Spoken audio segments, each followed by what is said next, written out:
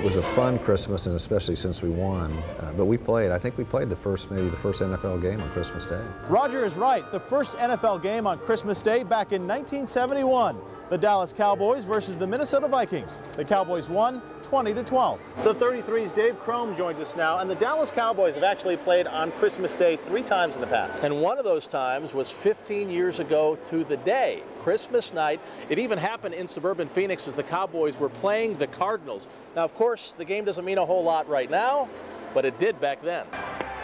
The Cowboys were sitting pretty coming into December, 10-2, ready for another playoff run and ready to clinch their 4th straight NFC Eastern Division crown. Get to December, they hit the bump in the road, they lose 2 straight, everybody's on Barry Switzer, there was turmoil. I think our guys had gotten to the point where they had just about had enough of they're done, they're finished, they're not the Cowboys of old, there's no Cowboy mystique anymore. The December demise made home field advantage through the playoffs nearly impossible. The only way for it to happen now is for the 49ers to lose to the lowly Falcons on Sunday. Hand off Emmitt Smith at the 5.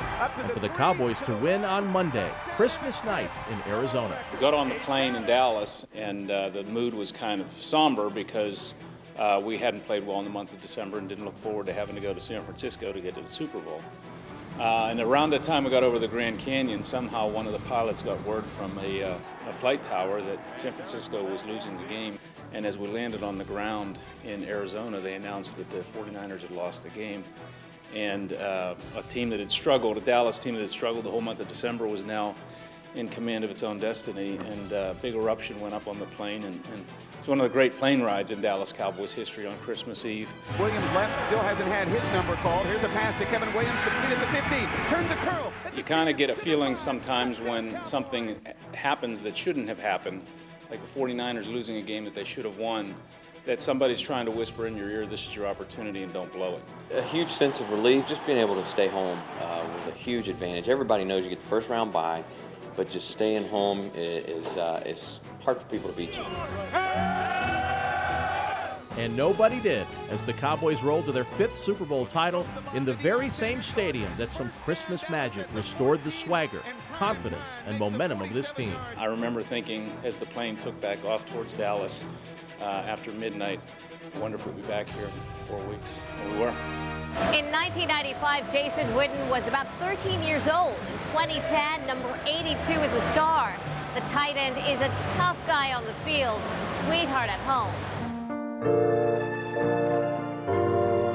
I see sometimes feeling a void where maybe, Jason may have had in his life. He gives 110% to his kids because he wants them to have far beyond what he ever dreamed or imagined.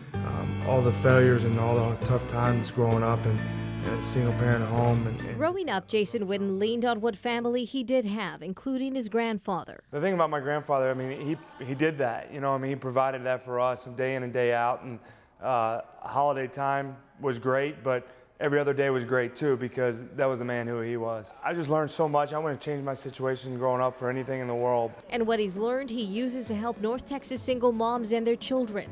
That's what the Witten Score Foundation is all about. Well, the holiday season is such a time that, all of us look at, and I think being a football player, that male influence and those kids' lives and to inspire them is huge. This year, their foundation launched a new domestic violence prevention program called Coaching Boys into Men.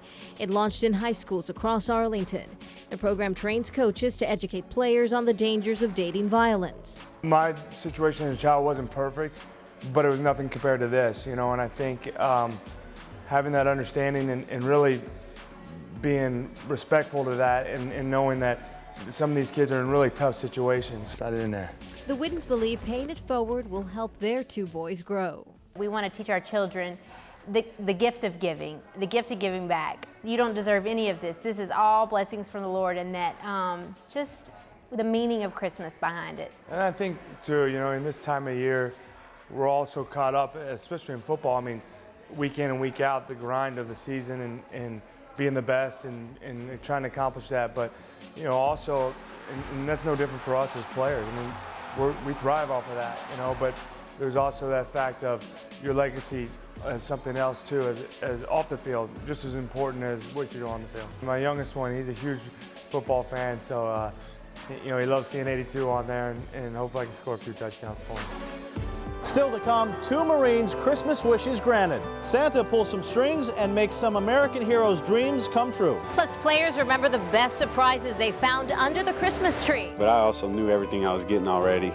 I was a pretty good snooper. I started, looking at receipts in her purse and things like that, so. But first, it was the night before Christmas. a Christmas classic shaken with a Cowboys twist.